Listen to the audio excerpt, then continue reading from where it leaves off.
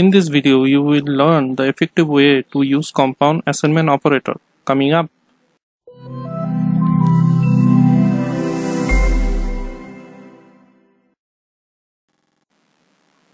Assalamu alaikum.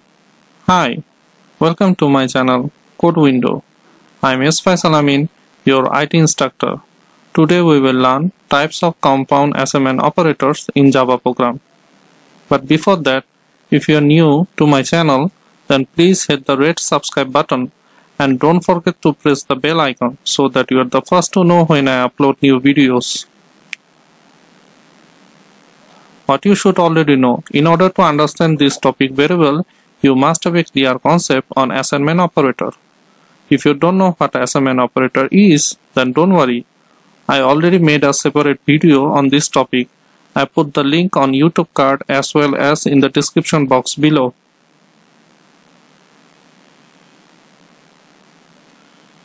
Agenda. What we will learn from this video. First of all, we will learn why to use this operator, its associativity, its types, its impact on array, as well as on data type casting.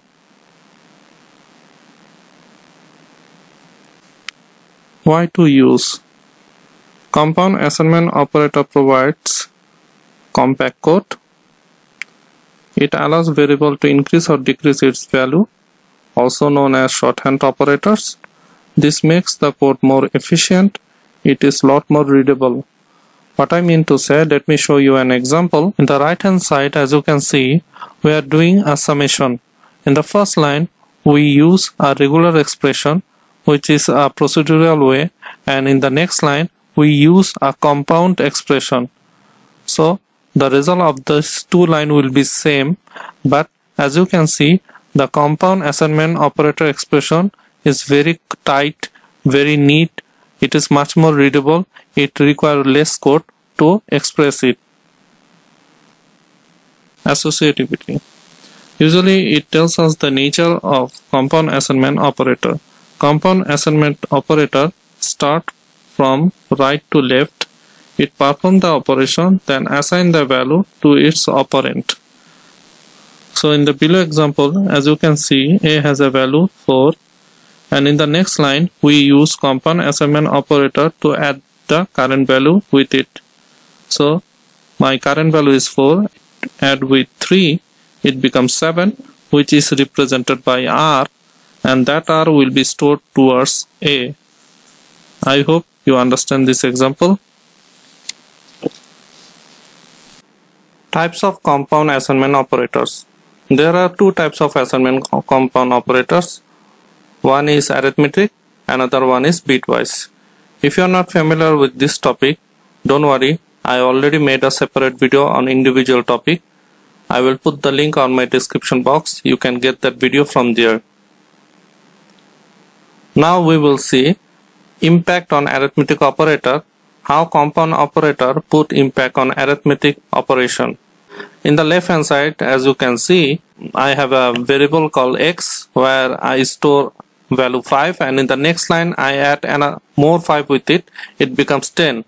And in the right hand side I use the compound assignment operator form where I do the same operation but with the compact code.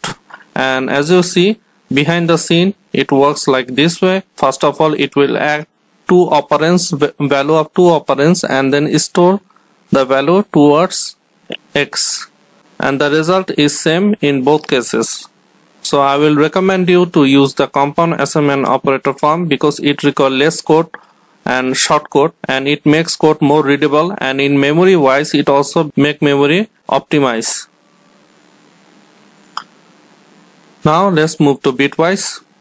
We know bitwise operator has three symbols, AND, OR, XOR.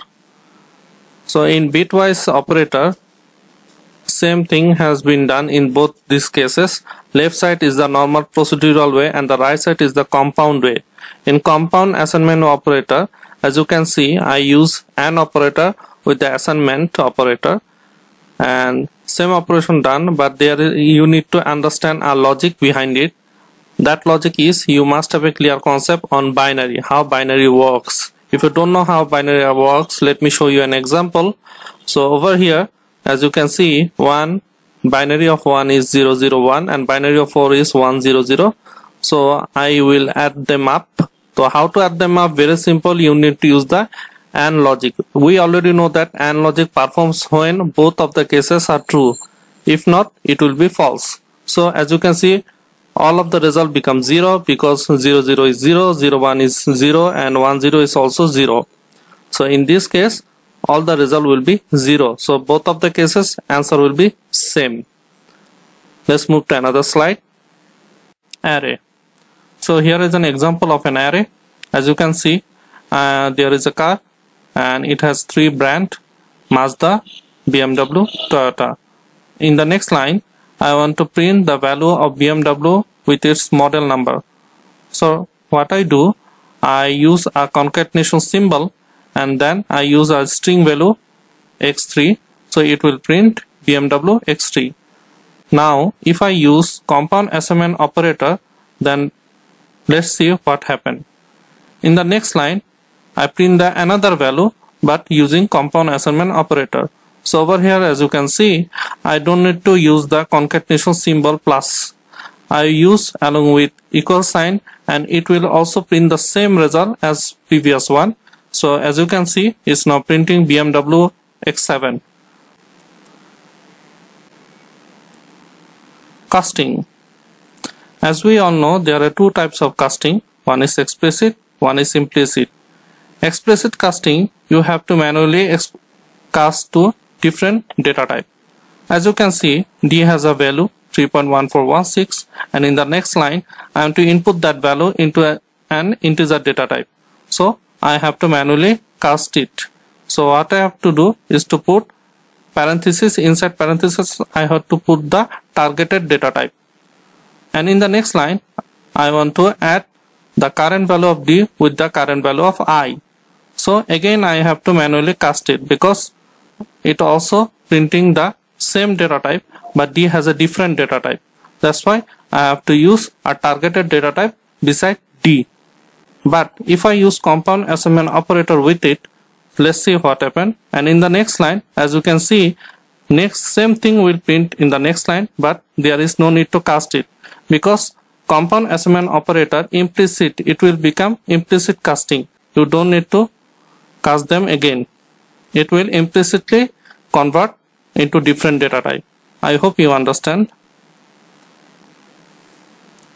Thank you for watching this video. If you find this video helpful, let me know in the comment section below and give thumbs up if you like the video. Until next time, take care. Goodbye. Allah Hafiz.